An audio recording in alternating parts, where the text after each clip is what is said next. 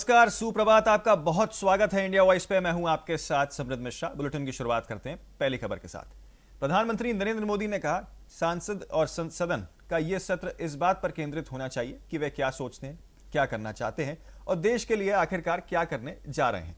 विपक्ष को भी हार की निराशा से विचलित हुए बिना चर्चा में मजबूत और सार्थक मुद्दे उठाने चाहिए, अपनी जिम्मेदारी निभानी चाहिए। तो सदन का जो है वो कल से शीतकालीन सत्र जो है वो शुरू हुआ था, जिसके संबोधन में प्रधानमंत्री मोदी ने आखिरकार क्या कुछ कहा, आपको एक बार सुनाते हैं। साथियों, ये शीतकालीन सत्र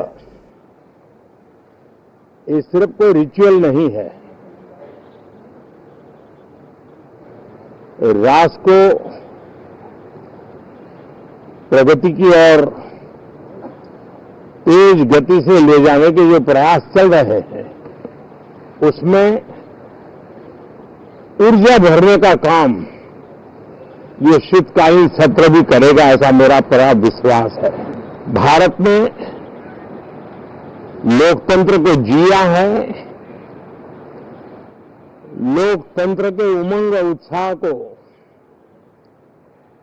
समय समय पर ऐसे प्रकट किया है कि लोकतंत्र के प्रति विश्वास और मजबूत होता रहता है।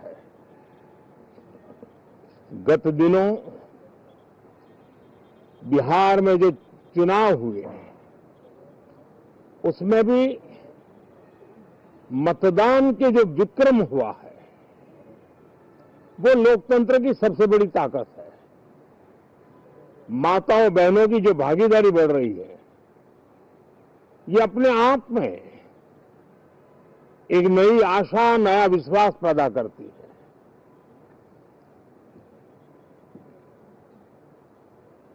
एक तरफ लोकतंत्र की मजबूती और इस लोकतांत्रिक व्यवस्थाओं के भीतर अर्थतंत्र की मजबूती, इसको भी दुनिया बहुत बारीकी से देख रही है। भारत ने सिद्ध कर दिया है, डेमोक्रेसी कैन डिलीवर। जिस गति से आज भारत की आर्थिक स्थिति नई ऊंचाइयों को प्राप्त कर रही है, विकसित भारत के लक्ष्य की ओर जाने में ये हमें नया विश्वास तो जगाती है, नई ताकत भी देती है। साथियों, ये सत्र संसद देश के लिए क्या सोच रही है, संसद देश के लिए क्या करना चाहती है, संसद देश के लिए क्या करने वाली है, इन मुद्दों पर केंद्रित होनी चाहिए। विपक्ष भी अपना दायित्व निभाएं, चर्चा में ऐसे मुद्दे उठाएं, मजबूत मुद्दे उठाएं, पराजय की निराशा में से बाहर निकल करके आए। और दुर्भाग्य है कि एकाध दो दल तो ऐसे हैं जो पराजय भी नहीं पचा पाते। और मैं सोच रहा था बिहार के नतीजे इतना समय हो गया है तो अब थोड़ा समझ गए होंगे, लेकिन कल जो मैं बयानबाजी सुन रहा हूं उनकी, तो उसे लगता है कि पराजय ने उनको परेशान करके रखा है। लेकिन मेरा सभी दलों से आग्रह है कि शीतकालीन सत्र में पराजय की बौखलाहट को मैदान नहीं बनना चाहिए। और ये शीतकालीन सत्र विजय के अहंकार में भी परिवर्तित नहीं होना चाहिए। संसद के शीतकालीन सत्र का आज दूसरा दिन है। आपको बता दें, सत्र के पहले एसआईआर को लेकर चर्चा की मांग पर विपक्ष ने जोरदार हंगामा जो है वो शुरू कर दिया है। इसके चलते सदन की कार्रवाई भी जो है वो बाधित हो गई थी। बड़ी खबर आपको बता रहे हैं जो सामने निकल के आ रही है। अब दूसरी दिन भी इसी मुद्दे पर हंगामे के आसार जो है वो जताए जा रहे हैं। विपक्ष की मांग है कि एसआईआर को लेकर चर्चा कराई जाए और आपको बता दें कि इसी बीच विपक्ष की ओर से आज भी सदन के गेट पर प्रदर्शन करने का ऐलान किया गया है। शीतकालीन सत्र के पहले दिन जोरदार हंगामे के बाद अब विपक्षी सांसद अपनी इसी मांग को लेकर आज सुबह 10:30 बजे सदन के मकर द्वार के सामने जो है विरोध प्रदर्शन करेंगे। ये बड़ी खबर आपको बता रहे हैं जो फिलहाल सामने निकल के आ रही है। लोकसभा के शीतकालीन सत्र से पहले दिन यहां पर विपक्षी दलों ने चुनावी धोखाधड़ी का आरोप लगाते हुए बार बार नारेबाजी भी की और इसी के साथ कई विपक्षी नेताओं ने सदन में वोट चोर गद्दी छोड़ का नारा भी उठाया है। तो आपको फिर से बता दें कि आज जो है 10:30 बजे यहां पर विपक्षी दलों द्वारा सदन के गेट पर प्रदर्शन करने का ऐलान किया गया है।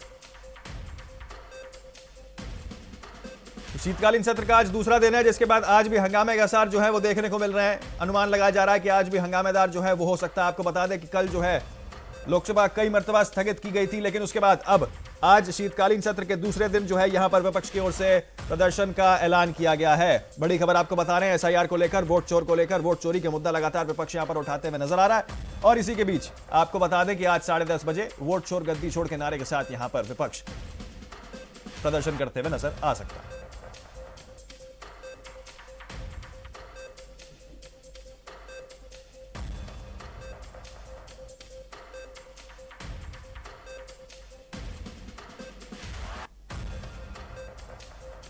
तो देखिए किस तरीके से यहां पर विपक्ष के सदन के गेट के बाहर यहां पर आज 10:30 बजे जो है मकर द्वार के सामने प्रदर्शन जो है वो होगा। इसी के साथ आपको बता दें कि शीतकालीन सत्र का आज दूसरा दिन है, जिसके बाद विपक्ष जो है यहां पर हंगामेदार प्रदर्शन करते हुए नजर आ सकता है। तो बठिंडा के होटल पेरिस हिल्टन के कथित अवैध गतिविधियों की सूचना पर पुलिस ने छापा मारा। छापेमारी में होटल मालिक पंकज और उनके पार्टनर समेत 3 लोगों के खिलाफ मामला दर्ज कर लिया गया। जांच के दौरान कुल 10 लोगों को गिरफ्तार किया गया। पुलिस ने मौके पर कुछ लड़कियों को भी हिरासत में लिया, जिन्हें कानूनी प्रक्रिया पूरे होने के बाद ही भेज दिया गया था। अधिकारियों का दावा है कि होटल में विदेशी लड़कियों के साथ सेक्स रैकेट संचालित किया जा रहा था। बठिंडा पुलिस के एसपी सिटी नरेंद्र सिंह ने मीडिया को बताया कि आरोपियों के खिलाफ मामला दर्ज कर आगे की कानूनी कार्रवाई की जा रही है। पुलिस ने जनता से अपील की है कि इस तरह की गतिविधियों को सूचना मिलने पर तुरंत पुलिस को सूचना दें।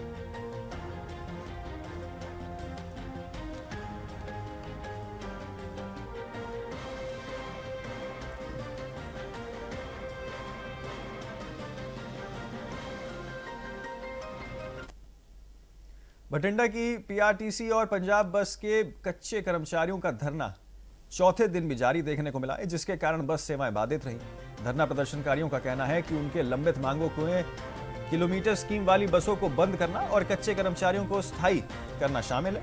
नेताओं ने बताया कि पुलिस के कुछ साथियों को हिरासत में लेकर उनके खिलाफ मामला भी दर्ज कर लिया गया है। लेकिन आपको बताते चले कि इसी बीच जिसके विरोध में धरना जो है वो शुरू किया गया था, पूरा मामला क्या है एक बार आपको बता दें कि बीते दिन सरकार के प्रतिनिधियों के साथ यहां पर लंबी बैठक भी हुई है, लेकिन कोई ठोस निर्णय जो है वो फिलहाल नहीं लिया गया। कर्मचारी यूनियन ने चेतावनी दी है कि आगे आने वाले दिनों में अन्य जत्थों को शामिल कर संघर्ष को और तेज किया जाएगा। उनका मकसद है कि सरकार उनकी मांगों को तुरंत सुने और उस पर कार्रवाई करे।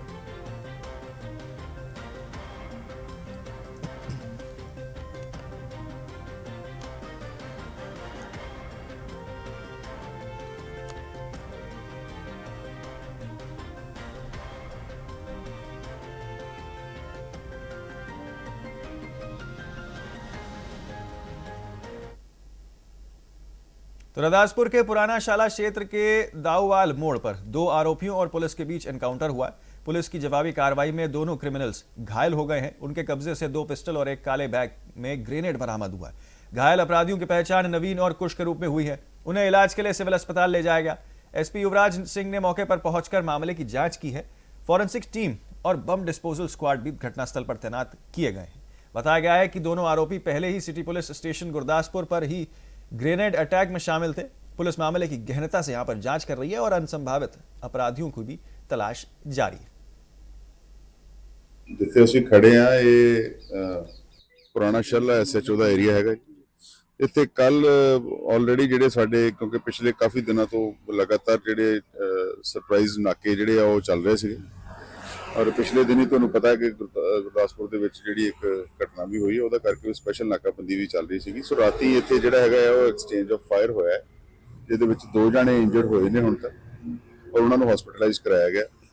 ਸੋ ਉਹ ਇਹ ਜਗ੍ਹਾ ਜਿਹੜੀ ਹੈਗੀ ਹੈ ਇਸ ਜਗ੍ਹਾ ਤੇ ਸੀਗੀ ਜੋ ਕਿ ਬਿਲਕੁਲ ਦਾਊਵਾਲ ਦੇ ਲਾਗੇ ਹੈਗੀ।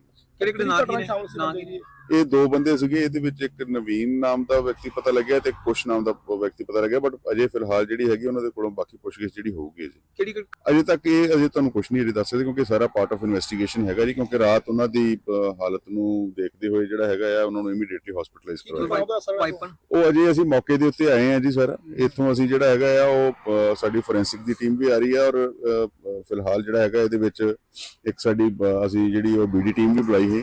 ਸੋ ਦੋਨਾਂ ਟੀਮਾਂ ਇੱਕ ਵਾਰੀ ਆ ਜਾਂਦੀਆਂ ਨੇ, ਦੋਨਾਂ ਟੀਮਾਂ ਦੇ ਆਉਣ ਤੇ ਅਸੀਂ ਇਸ ਏਰੀਆ ਨੂੰ ਸਾਰਾ ਚੰਗੀ ਤਰ੍ਹਾਂ ਸਰਚ ਕਰਕੇ ਦੈਨ ਵਿਲ ਐਕਸਪਲੇਨ ਕਿ ਇਹਦੇ ਬਿਲਕੁਲ ਇਹਦੇ ਵਿੱਚ 2 ਪਿਸਟਲਸ ਦੇ ਵਿੱਚ ਹੈਗਾ, ਬਟ ਬਾਕੀ ਅਸੀਂ ਇਹਦੀ ਸਾਰੀ ਡਿਟੇਲ ਜਿਹੜੀ ਤੁਹਾਨੂੰ ਉਹ ਬਰੀਫ ਪ੍ਰੈਸ ਨੋਟ ਦੇ ਵਿੱਚ ਦੇਵਾਂਗੇ, ਜੋ ਕਿ ਅੱਜ ਅਸੀਂ ਪੁਲਿਸ ਪਾਰਟੀ ਦੇ ਫਾਇਰ ਕੀਤਾ ਜਾਣਾ। ਬਿਲਕੁਲ ਜੀ, ਇਹ ਅਜੇ ਤੱਕ ਜੋ ਪੁੱਛਗਿੱਛ ਦੇ ਵਿੱਚ ਸਾਹਮਣੇ ਆਇਆ, ਜੋ ਪਤਾ ਲੱਗਿਆ ਕਿ ਪੁਲਿਸ ਪਾਰਟੀ ਦੇ ਉੱਤੇ ਇਹਨਾਂ ਨੇ ਫਾਇਰ ਕੀਤਾ, ਤਾਂ ਹੀ ਐਕਸਚੇਂਜ ਆਫ ਫਾਇਰ ਦਾ ਮੈਂ ਤੁਹਾਨੂੰ ਦੱਸ ਰਿਹਾ ਸੀਗਾ। ਬਾਕੀ ਤੁਹਾਨੂੰ ਅਸੀਂ ਜਿਹੜਾ ਉਹ ਪੂਰੀ ਬਰੀਫ ਇਹਦੀ ਜਿਹੜੀ ਪ੍ਰੈਸ ਬਰੀਫਿੰਗ ਉਹ ਦੇਵਾਂਗੇ ਜਲਦ। अमृतसर पुलिस कमिश्नर गुरप्रीत सिंह भुल्लर ने बताया कि पुलिस ने खुफिया जानकारी के आधार पर पाकिस्तान से जुड़े हथियार तस्करी मॉड्यूल का भंडाफोड़ किया है। 2 आरोपियों को यहां पर गिरफ्तार भी किया गया, जिनका नाम जुरगाज सिंह और बलविंदर सिंह बताया जा रहा है। इनके पास से कब्जे से 7 मॉडल पिस्टल बरामद किए गए हैं, 3 PX5 और 4 30 बोर। शुरुआती जांच में पता चला है कि आरोपी पाकिस्तान में बैठे हैंडलर के निर्देशों पर काम कर रहे थे और व्हाट्सएप के जरिए हथियारों की डिलीवरी और पिकअप पॉइंट तय किए जाते थे। गैंग ड्रोन नेटवर्क कैरियर और स्थानीय सहायता की मदद से हथियार भेज रहा था। गुजरात सिंह पर मर्डर का भी केस पहले से दर्ज है। आपको बता दें, पुलिस आरोपी फोन डेटा, चैट और डिजिटल सबूतों की जांच कर सप्लाई चेन में ट्रैक कर रही है। इसी के साथ आपको बता दें कि इस पूरे मामले में अब कमिश्नर ने कहा है कि राज्य की सुरक्षा सर्वोच्च प्राथमिकता है और स्पेशल ऑपरेशन लगातार जारी है। सीएम साहब का जीरो टॉलरेंस पॉलिसी है टुवर्ड्स ऑर्गेनाइज्ड क्राइम, ਉਹਦੇ ਤਹਿਤ ਕਮਿਸ਼ਨਰੇਟ ਪੁਲਿਸ ਅੰਮ੍ਰਿਤਸਰ ਨੂੰ ਬਹੁਤ ਵਧੀਆ ਸਕਸੈਸ ਮਿਲੀ ਹੈ। ਇੱਕ ਹੋਰ 7 ਬੜੇ ਲੀਥਲ ਤੇ ਸੋਫਿਸਟੀਕੇਟਡ ਵੈਪਨਸ ਅਸੀਂ ਰਿਕਵਰ ਕੀਤੇ ਆ, 2 ਮੁਲਜ਼ਮ ਇਹ 'ਚ ਗ੍ਰਿਫਤਾਰ ਕੀਤੇ ਆ। ਸਾਰਾ ਕ੍ਰਾਸ ਬਾਰਡਰ ਪਾਕਿਸਤਾਨ ਦੇ ਸਾਈਡ ਤੋਂ ਪੁਸ਼ਿੰਗ ਕੀਤਾ ਗਿਆ ਇੰਡੀਅਨ ਟੈਰੀਟਰੀ ਦੇ ਵਿੱਚ, ਇੱਕ ਕਨਸਾਈਨਮੈਂਟ। ਔਰ ਇਹਦੇ 'ਚ ਜਿਹੜੇ ਦੋਨੋਂ ਮੁਲਜ਼ਮ ਫੜੇ ਗਏ, ਇੱਕ ਬਲਵਿੰਦਰ ਸਿੰਘ ਹੈ ਪਿੰਡੀ ਸੈਦਾ ਅੰਮ੍ਰਿਤਸਰ ਰੂਰਲ ਦਾ, ਬਿਲਕੁਲ ਬਾਰਡਰ ਦੇ ਉੱਤੇ ਪਿੰਡ ਹੈ। ਇਹਨਾਂ ਨੇ ਪਾਕਿਸਤਾਨ ਬੇਸ ਸਮਗਲਰਸ ਨਾਲ ਇਨ ਟੱਚ ਆਏ ਤੇ ਉਹਨਾਂ ਦਾ ਹੈਂਡਲਰ ਵੀ ਪਾਕਿਸਤਾਨ 'ਚ ਹੀ ਹੈ। ਪ੍ਰੀ ਡੈਸਟਿਨਡ ਲੋਕੇਸ਼ਨਸ ਤੇ ਜਿਹੜੇ ਕੋਆਰਡੀਨੇਟਸ ਭੇਜਦੇ ਰਹੇ, ਉਹਦੇ ਨਾਲ ਡਰੋਨ ਰਾਹੀਂ ਇਹ ਕਨਸਾਈਨਮੈਂਟਸ ਆਈਆਂ। ਪਹਿਲਾਂ ਸਾਡੇ ਇੰਸਪੈਕਟਰ CIA ਮੋਲਕਦੀਪ ਉਹਨਾਂ ਦੀ ਟੀਮ ਨੇ ਬਲਵਿੰਦਰ ਨੂੰ ਫੜਿਆ, ਉਹ ਤੋਂ 3 ਜਿਹੜੇ ਹੈ PX5 ਇਹ ਫੜੇ ਗਏ ਤੇ 2.30 ਬੋਰ ਦੇ ਚਾਈਨੀਜ਼ ਪਿਸਟਲ ਫੜੇ ਗਏ। 0.30 ਬੋਰ ਚਾਈਨੀਜ਼ ਪਿਸਟਲ ਜੀ। ਉਸ ਤੋਂ ਇਲਾਵਾ ਉਸ ਤੋਂ ਬਾਅਦ ਜਿਹੜੀ ਉਹਦੀ ਫਰਦਰ ਪੁੱਛਗਿੱਛ ਦੇ ਵਿੱਚ ਜੁਗਰਾਜ ਸਿੰਘ ਜਿਹੜਾ ਕਿ ਕਰਿੰਡੇ ਦਾ ਮੋਲਾ ਬਹਿਰਾਮ ਪਿੰਡ ਹੈ, ਇਹ ਫੜਿਆ ਗਿਆ ਤੇ 2 ਪਿਸਟਲ ਚਾਈਨੀਜ਼ ਹੋਰ ਮਿਲੇ, ਜਿਹੜੇ ਸਟਾਰ ਪਿਸਟਲ ਜਿਹਨਾਂ ਨੂੰ 0.30 ਬੋਰ ਦੇ ਕਹਿੰਦੇ ਆ। ਤੇ ਇਹਦੇ ਚ ਜਿਹੜੀ ਮੇਨ ਗੱਲ ਆਈ ਹੈ ਕਿ ਜੁਗਰਾਜ ਦੇ ਖਿਲਾਫ ਪਹਿਲਾਂ ਵੀ ਕਮਰਸ਼ੀਅਲ ਕੁਆਂਟੀਟੀ ਦਾ ਇੱਕ ਹੀਰੋਇਨ ਦਾ ਪਰਚਾ ਦਰਜ ਹੈ। ਸਰਾਏ ਮਾਨਤ ਖਾਨ ਥਾਣਾ ਪੁਲਿਸ ਸਟੇਸ਼ਨ ਜਿਹੜਾ ਹੈਗਾ ਤਰਨਤਾਰਨ ਡਿਸਟ੍ਰਿਕਟ ਦਾ, ਉੱਥੇ ਹੋਈ ਹੈ। ਇਸ ਤੋਂ ਇਲਾਵਾ ਮਰਡਰ ਕੀਤਾ ਇਹਨਾਂ ਨੇ ਲੋਪੋਕੇ ਏਰੀਏ ਦੇ ਵਿੱਚ, ਜਿੱਥੇ 302 ਮਰਡਰ ਤੇ ਅਟੈਂਪਟ ਟੂ ਮਰਡਰ ਤੇ ਆਰਮਜ਼ ਐਕਟ ਦੀਆਂ ਧਾਰਾ ਤਹਿਤ ਮੁਕੱਦਮਾ ਦਰਜ ਹੈ, ਉਸ ਵੀ ਵਾਂਟਡ ਸੀਗਾ। भारतीय किसान यूनियन एकता ने शादीपुर प्रधान बूटा सिंह शादीपुर में आगामी जिला परिषद और ब्लॉक समिति चुनावों को लेकर बड़ा बयान जो है वो अपना दिया है। उन्होंने कहा कि यूनियन चुनावों में भारतीय जनता पार्टी और आम आदमी पार्टी दोनों का घर घर जाकर विरोध करने का प्रदर्शन है। प्रेस वार्ता में उन्होंने सरकारों पर किसानों की अनदेखी का भी आरोप लगाया और कहा कि किसानों ने 7 साल तक आंदोलन किया, लेकिन सत्ताधारी दल उनकी मांगों पर गंभीरता से ध्यान नहीं दे रहा है। बूटा सिंह ने ऐलान किया है कि यूनियन गांव-गांव जाकर लोगों को जागरूक करेगी और अपील करेगी कि वे दोनों पार्टियों के उम्मीदवारों का विरोध करें। उनका कहना है कि ये अभियान पूरी मजबूती के साथ चलाया गया है ताकि किसानों की आवाज बुलंद हो सके और सत्ताधारी दलों को उनकी उदासीनता का जवाब मिले।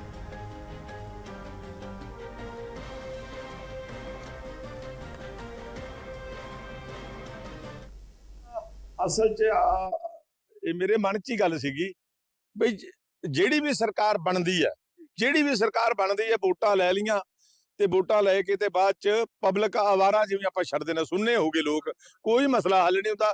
ਜੇ ਆਪਾਂ 2014 ਤੋਂ ਲੈ ਲਈਏ, ਕੇਂਦਰ 'ਚ ਭਾਜਪਾ ਸਰਕਾਰ ਆ ਗਈ, ਉਹਨਾਂ ਦਾ ਵਾਅਦਾ ਸੀਗਾ ਕਿ ਅਸੀਂ ਕਰਜ਼ਾ ਮਾਫੀ ਕਰਾਂਗੇ, MSP ਲਾਗੂ ਕਰਾਂਗੇ, ਡਾਕਟਰ ਸਵਾਮੀਨਾਥਨ ਦੀ ਰਿਪੋਰਟ ਲਾਗੂ ਕਰਾਂਗੇ, ਲੇਕਿਨ ਕੁਝ ਨਹੀਂ ਹੋਇਆ। 15-15 ਲੱਖ ਵੀ ਪਾਵਾਂਗੇ, ਹੋਇਆ ਕੁਝ ਨਹੀਂ। ਉਸ ਤੋਂ ਬਾਅਦ 22 ਦੇ ਵਿੱਚ ਪੰਜਾਬ 'ਚ ਇਲੈਕਸ਼ਨ ਆ ਗਈ ਤੇ ਪੰਜਾਬ 'ਚ ਸਰਕਾਰ ਬਣ ਗਈ। ਦਿੱਲੀ ਅੰਦੋਲਨ ਦੇ ਕਾਰਨ ਮਤਲਬ ਇਹਨਾਂ ਲੋਕਾਂ ਨੂੰ ਬਹੁਤ ਵੱਡਾ ਮੈਂਡੇਟ ਮਿਲਿਆ, ਹਨਾ। ਲੋਕਾਂ ਨੇ ਇਹਨਾਂ ਦੀ ਮਦਦ ਕੀਤੀ ਡਟ ਕੇ, 92 MLA ਜਿੱਤ ਗਏ। ਅੱਜ ਤੱਕ ਮੇਰਾ ਖਿਆਲ ਦੇ ਮੁਤਾਬਕ ਵੀ ਸ਼ਾਇਦ ਇੰਨੇ ਵੱਡੇ ਪੱਧਰ ਤੇ ਕਿਸੇ ਪਾਰਟੀ ਨੂੰ ਵੀ ਪਿੰਡਾਂ ਵੱਲੋਂ ਲੋਕਾਂ ਵੱਲੋਂ ਹਮਾਇਤ ਨਾ ਮਿਲੀ ਹੋਵੇ, 92 ਨਾ ਜਿੱਤੇ ਹੋਣ, ਹਨਾ। ਤੇ ਇਹਨਾਂ ਨੇ ਵਾਅਦੇ ਕੀਤੇ ਸਨ ਵੀ ਅਸੀਂ ਬਿਜਲੀ ਜਿਹੜੀ ਹੈ ਉਹਦੇ ਸੁਧਾਰ ਕਰਾਂਗੇ, ਰੇਟ ਡਾਊਨ ਕਰਾਂਗੇ, ਤੇ ਬੇਅਦਬੀ ਦਾ ਮੁੱਦਾ ਸੀਗਾ ਵੀ ਬੇਅਦਬੀ ਜਿਹੜੀ ਹੈ ਉਹਨਾਂ ਦੇ ਦੋਸ਼ੀਆਂ ਨੂੰ ਸਜ਼ਾਵਾਂ ਦੇਵਾਂਗੇ। ਇਸ ਤਰ੍ਹਾਂ ਬਹੁਤ ਮੁੱਦੇ ਸੀਗੇ, ਤਮਾਮ ਸਾਰੇ ਦੇ ਸਾਰੇ ਧਰੇ ਧਰੇ ਰਹਿ ਗਏ। ਕਰਜ਼ਾ ਨਹੀਂ ਚੜਨ ਦੇਵਾਂਗੇ ਪੰਜਾਬ ਦੇ ਸਿਰ ਤੇ, ਸਭ ਤੋਂ ਵੱਧ ਕਰਜ਼ਾ ਇਹਨਾਂ ਨੇ ਚੜਾਤਾ। ਅਸੀਂ ਠੀਕ ਹੈ ਦੂਜੀਆਂ ਪਾਰਟੀਆਂ ਨੂੰ ਵੀ ਅਸੀਂ ਬਰੀ ਨਹੀਂ ਕਰਦੇ, ਦੂਜੀਆਂ ਪਾਰਟੀਆਂ ਵੀ ਸ਼ਾਮਲ ਨੇ ਇਹਨਾਂ 'ਚ, ਪਰ ਕਾਰਨ ਇਹ ਵੀ ਅੱਜ ਉਹ ਰਾਜ ਸੱਤਾ ਤੋਂ ਬਾਹਰ ਨੇ। ਜਿਹੜੀਆਂ ਰਾਜ ਸੱਤਾ ਦੇ ਵਿੱਚ ਨੇ, ਜੇਕਰ ਲੋਕਾਂ ਨੂੰ ਉਹਨਾਂ ਨੂੰ ਸਵਾਲ ਕਰਨੇ ਚਾਹੀਦੇ ਨੇ ਵੀ ਤੁਸੀਂ ਕੀ ਕੀਤਾ, ਪਰ ਉਹ ਤਾਂ ਕਹਿਣਗੇ ਸਾਡੀ ਹੁਣ ਆਵੇਗੀ ਤਾਂ ਅਸੀਂ ਕਰਾਂਗੇ। ਇਹਨਾਂ ਨੂੰ ਲੋਕਾਂ ਨੇ ਸਵਾਲ, ਅਸੀਂ ਅਪੀਲ ਕਰਦੇ ਹਾਂ ਵੀ ਪੁੱਛੋ ਇਹਨਾਂ ਨੂੰ ਜਦੋਂ ਪਿੰਡਾਂ ਜਾਣਗੇ, ਭਈ ਤੁਸੀਂ ਆਹ ਵਾਅਦੇ ਸਾਡੇ ਨਾਲ ਕੀਤੇ ਸੀ, ਇਹਨਾਂ ਵਾਅਦਿਆਂ ਦੇ ਵਿੱਚ ਤੁਸੀਂ ਕੀਤਾ ਕੀ ਆ, ਕਿਹੜਾ ਵਾਅਦਾ ਸਾਡਾ ਪੂਰਾ ਕਰਤਾ? ਇੱਕ ਵੀ ਵਾਅਦਾ ਝਾੜੂ ਵਾਲਿਆਂ ਨੇ ਪੂਰਾ ਨਹੀਂ ਕੀਤਾ, ਇੱਕ ਵੀ ਵਾਅਦਾ ਕੇਂਦਰ ਸਰਕਾਰ ਨੇ ਪੂਰਾ, ਉਲਟਾ ਬਿੱਲ ਲੈ ਕੇ ਆ ਰਹੇ ਨੇ। 2020 ਵਾਲਾ ਬਿੱਲ 2025 ਚ ਲਾਗੂ ਕਰ ਰਹੇ ਨੇ, ਨਵੇਂ ਸੈਸ਼ਨ ਦੇ ਵਿੱਚ ਬਿੱਲ ਲਿਆ ਕੇ। ਇਸ ਤਰ੍ਹਾਂ ਕਰਕੇ ਇਹਨਾਂ ਮੁੱਦਿਆਂ ਦੇ ਉੱਤੇ ਹੀ ਸਾਰੇ ਲੋਕਾਂ ਨੂੰ ਅਵੇਅਰ ਕਰ ਰਹੇ ਆ ਵੀ ਤੁਸੀਂ ਡਟੋ, ਇਹਨਾਂ ਨੂੰ ਸਵਾਲ ਕਰੋ। ਖੁਦ ਪਾਰਟੀਆਂ ਕਹਿੰਦੀਆਂ ਹੁੰਦੀਆਂ ਸੀ, ਭਗਵੰਤ ਮਾਨ ਜੀ ਖੁਦ ਕਹਿੰਦੇ ਹੁੰਦੇ ਸੀ ਵੀ ਇਹਨਾਂ ਨੂੰ ਸਵਾਲ ਕਰੋ। ਪਹਿਲਾਂ ਸਾਡੀ ਯੂਨੀਅਨ ਦਾ ਇਹੀ ਫੈਸਲਾ ਨਾ ਵੀ ਭਗਵੰਤ ਮਾਨ ਜੀ ਕਹਿੰਦੇ ਹੁੰਦੇ ਸੀ ਵੀ ਸਵਾਲ ਕਰੋ ਸਾਰਿਆਂ ਨੂੰ, ਅਸੀਂ ਕਹਿੰਦੇ ਵੀ ਸਵਾਲ ਕਰੋ, ਡਟ ਕੇ ਸਾਰਿਆਂ ਨੂੰ ਸਵਾਲ ਕਰੋ। ਪੁੱਛੋ ਇਹਨਾਂ ਨੂੰ ਵੀ ਤੁਸੀਂ ਸਾਡੇ ਨਾਲ ਜਿਹੜੇ ਵਾਅਦੇ ਕਰਕੇ ਇਲੈਕਸ਼ਨ ਦੇ ਵਿੱਚ ਵੋਟਾਂ ਲਈਆਂ, ਬਾਈ ਸਰਕਾਰ ਬਣਾਈਏ, ਉਹ ਪੂਰੇ ਕੀਤੇ? ਜੇ ਤੁਸੀਂ ਨਹੀਂ ਪੂਰੇ ਕੀਤੇ ਤਾਂ ਫਿਰ ਚੱਲਦੇ ਬਣੋ, ਫਿਰ ਸਾਡੇ ਕੋਲ ਵੋਟਾਂ ਲੈਣ ਵਾਸਤੇ ਆਉਣ ਦੀ ਲੋੜ ਨਹੀਂ। ਹਰ ਇੱਕ ਪਾਰਟੀ ਨੂੰ ਪੁੱਛੋ, ਜਿਹਨੇ ਵੀ ਕੱਖ ਨਹੀਂ ਕੀਤਾ ਉਹਨਾਂ ਨੂੰ ਚੱਲਦਾ ਕਰੋ। संबंधित कफ सिरप प्रकरण में नामजद आरोपित शुभम जायसवाल और अमित सिंह टाटा पर मृतक वकील राजा आनंद ज्योति सिंह की पत्नी और पिता ने हत्या का आरोप यहां पर लगाया। परिवार ने यहां पर पुलिस आयुक्त से मिलकर मामले की CBI जांच करने की भी यहां पर मांग उठाई है। उल्लेखनीय है कि बीते वर्ष नवंबर में वकील राजा आनंद ज्योति सिंह की संदिग्ध परिस्थितियों में मृत्यु हो गई थी, जिसे लेकर कोर्ट ने पहले आरोपों को खारिज कर दिया था, लेकिन अब पुलिस आयुक्त ने मामले को दोबारा जांच करने के आदेश यहां पर दे दिए। इधर प्रतिबंधित कफ सिरप मामले में कार्रवाई तेज हो गई है। आरोपी शुभम जायसवाल के पिता को कोलकाता एयरपोर्ट पर गिरफ्तार किया गया है, जिन्हें वाराणसी पुलिस रिमांड पर लेगी। वहीं विदेश में मौजूद शुभम जायसवाल को भारत लाने की जल्द तैयारी की जा रही है और रेड कॉर्नर नोटिस भी जारी कर दिया गया। पुलिस ने संकेत दिए हैं कि प्रतिबंधित कफ सिरप मामले में धाराएं भी बढ़ाई गई हैं, जिससे जांच और कड़ी हो सकती है।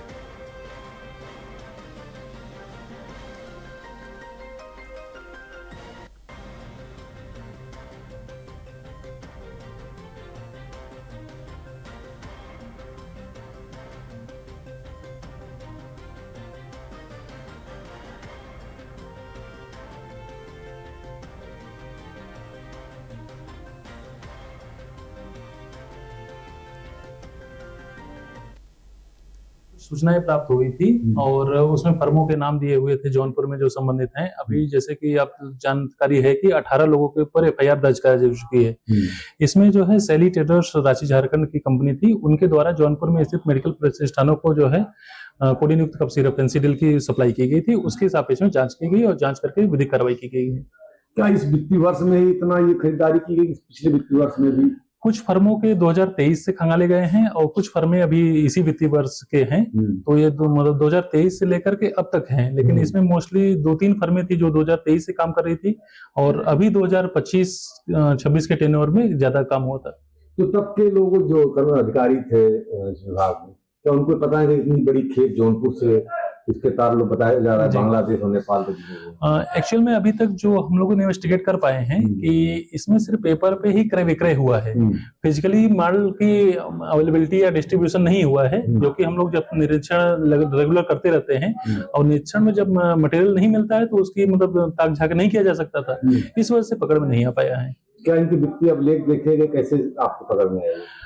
मुख्यालय के द्वारा जो हमें सैलिटेटर्स के लेजर मिले हुए थे उसके स्टॉक के हिसाब से यहाँ पे वेरीफाई किया गया और यहाँ के जो संचालक हैं उनके द्वारा मतलब बताया गया कि हमने यहाँ से परचेज किया हुआ है, तो उनके क्रय विक्रय दिए गए हैं जो कि 5000 पन्नों से अधिक पेजेस में है।